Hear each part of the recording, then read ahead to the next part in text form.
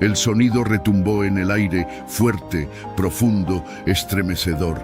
No era el sonido de una guerra común, era un rugido divino, un llamado del cielo. Rahab sintió como el suelo vibraba bajo sus pies. Los muros comenzaron a temblar. Los habitantes de Jericó gritaron de terror. Nunca antes habían sentido algo así. Sus murallas, su orgullo, su seguridad estaban cediendo. Entonces, de repente, todo se desplomó. Las murallas no fueron derribadas por arietes ni por el ejército enemigo. No hubo explosiones, no hubo escalas, no hubo asaltos.